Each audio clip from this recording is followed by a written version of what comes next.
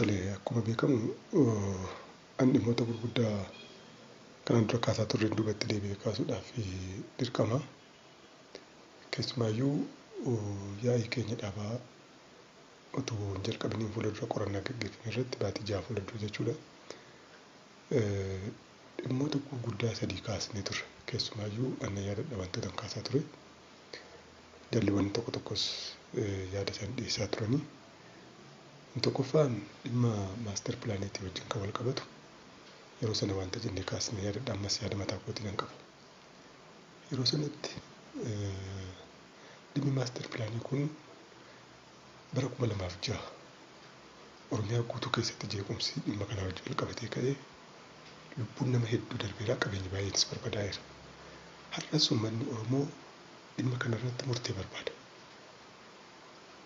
Nuyis yookiin afeera yookiin itti fufa hin jenneen. Kanaaf dhimma kana murteessinee gara tokkotti deebisnu kan jedhu baatii 6 fuuldura kaasnee turre. Garuu yeroo sanatti koree dhaabnee qulqulleessinee gara fuulduraa ilaalla karaa jedhuun yaalleeffamee waan bira darbameef har'a kunoo rakkoo guddaa ta'e naannoo keenya keessatti jeequmsi guddaan ka'e ammas lubbuun namaa badaa jira, qabeenyis barbadaa'aa jira. Tasgabbiin dhabamaa jira naannoo keenya keessatti. Kanaaf rakkoon kun ammas yoo ilaallee murtoo isa dhumaa kennuudhaa baanne rakkoo guddaadha jedhee waa'ee namanuuf tarii hin beeku. Waan nama jiraachistuun qabatee dhufee hin beeku amma ana fi kootii akka ejjennootti waan qabadhee dhufee hin qaba. Isin ibsuu barbaada. Maaster pilaanii namaan booda itti fufuu hin qabu kan jedhu qaba. Dhaabbachuu qaba. Uummanni Oromoo hin barbaanne nuti uummata Oromootiif hojjenna.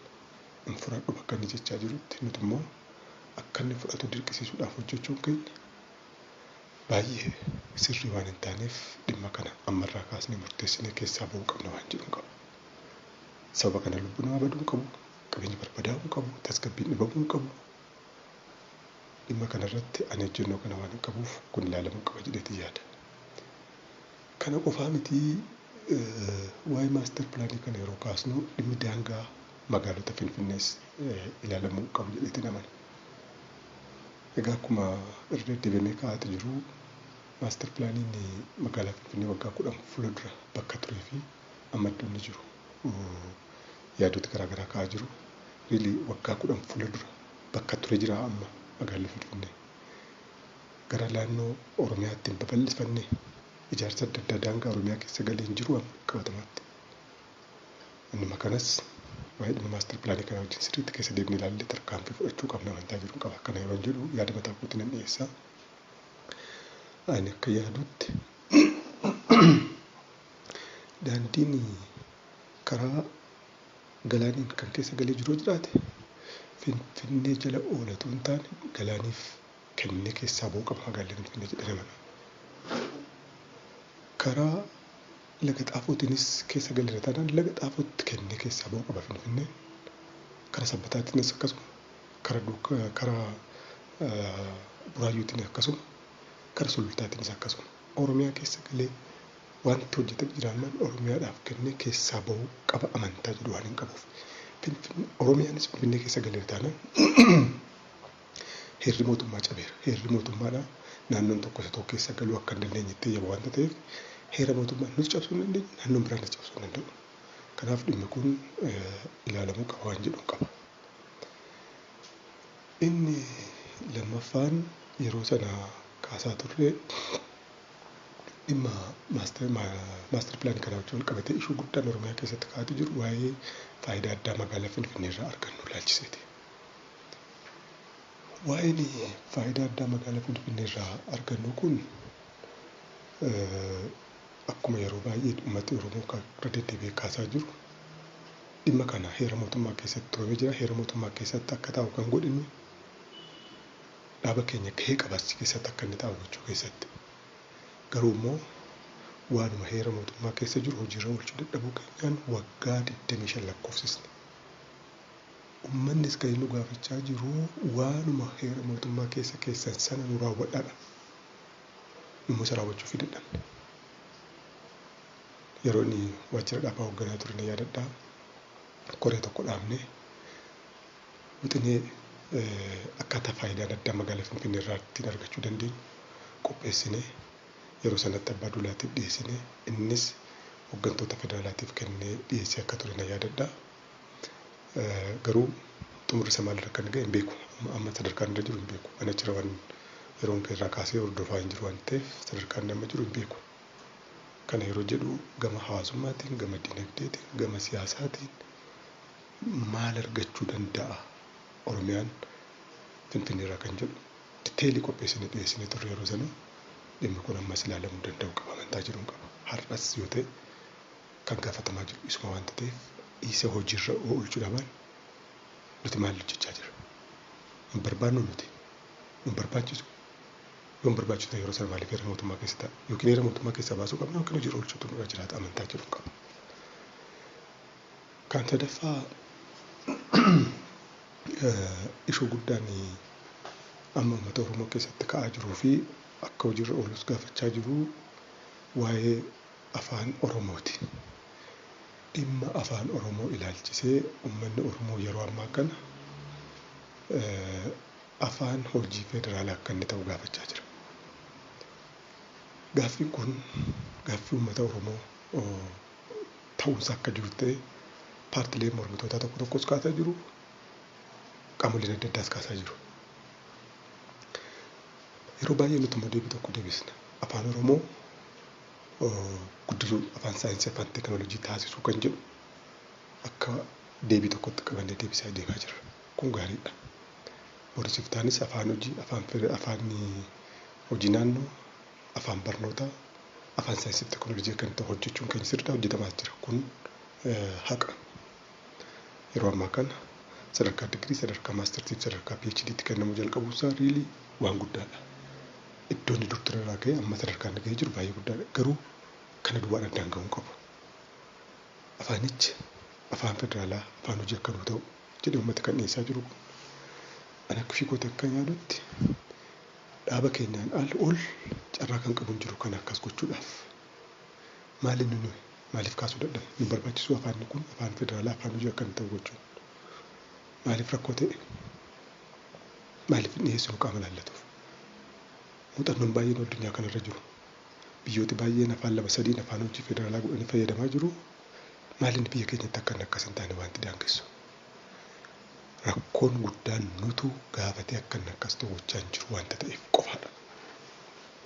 Kanaafan dhimmi kun yeroo ammaa kana gaaffii guddaa ta'aa dhufaa jira. Sirriitti hojiirra oolchuu qabna jedhee namana. Sababiin kana jedhuuf immoo calluma jedhee miti. Erga hojii biiroo qonnaa hordofuutti ka'ee daataawwan tokko gama dinagdeetiin jiran nan beeka. Daataan kun gahee inni dinagdeef guddina misooma keenya biyyaa keessatti qabu wajjin wal bira qabee ilaalu baay'ee guddaadha. Fakkeenyaaf oomisha qonnaa bara karoora guddinaaf tiraansformeeshinii marsaa tokkoffaa isa jalqabaa irratti galee yoo ilaale akka biyyaatti oomisha kuntaala miliyoona 270 argame. Achi keessaa Oromiyaatti kuntaala miliyoona 133 argame. Kana jechuun almost parsantii 50 jechuudha. Naannolee 9 jiran wajjin naannoo 8 naannoo keenyatti wal dorgoma jechuudha. Naannoo 9 biyya kana jira jennee fudhanna. Nuti qofaa keenya Oromiyaan kan oomishne isaan naannolee 8 wajjin wal qixxaata jechuudha.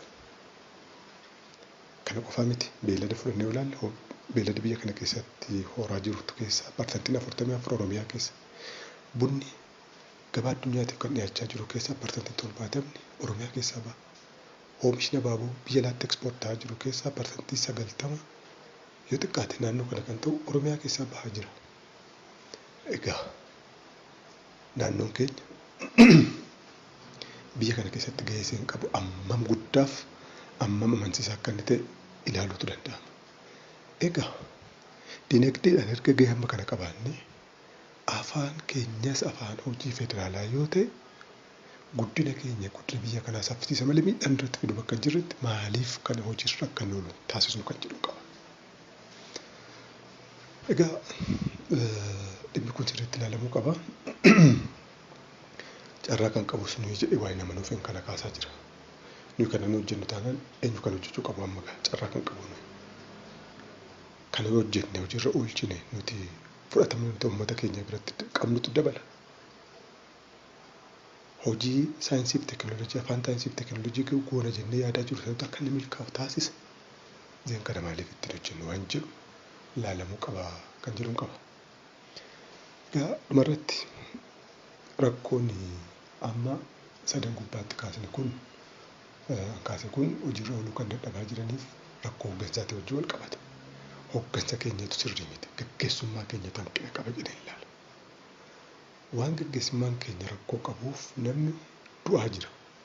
Qabeenyi barbadaa jira. Uummatni nu fudhachaa hin jiru. Sababa kanaaf miidhaan gahaa jira. Erga akkas ta'e ani akka falaatti jedhee kan yaadu yaa'iin dhaabaa atattamaa yaa'iin dhaabaa ariifachiisaa waamamee aangoo warra amma gaggeessaa jirru kun hundi keenya deebisnee galchine namni dandeettiidhaan nu caalu muuxannoodhaan kan nu caalan carraa filatamuu dhabanii kanaaf waan jiraniif isaaniif carraa kana kennine biyya kana akka gaggeessan yoo goone naannoo keenya akka gaggeessan yoo goone baay'ee hin fayyada jedhee namana. Kana yeroo jedhu calluma jedhee miti. Nuti warri dhaaba kana keessatti qabsoofne aarsaa lubbuu kennuudhaaf qabsoofne. Amma garuu aarsaa xiqqoodha kan nuti goonu yoo aangoo gallakkisne nama dandeettii qabu, nama fudhatama qabu, nama jijjiirama fiduu danda'utti yoo kennine kunis aarsaa kaffaluudha. Garuu aarsaan kun uummataaf jennee kaffallaa aarsaa xiqqoodha.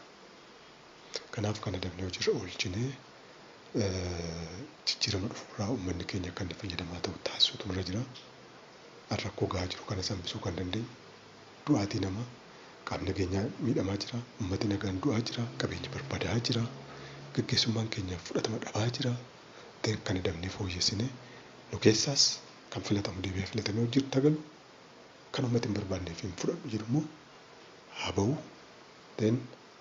Dandeettiif ga'umsa kan qaban jiru ala carraa filatamuu dhabani malee isaaniif carraa keenya dabarsinee kennine naannoo keenya kana hambisnu. Uummata Oromootiif qabsoofne siif dhaabbanne erga jenne uummata siif dhaabbanne jechaa jirru kun du'a miidhamaa adeemuu waan hin qabneef dhimmi kun ilaalamuu qabaa waan jedhu kaasuudhaaf fixeera.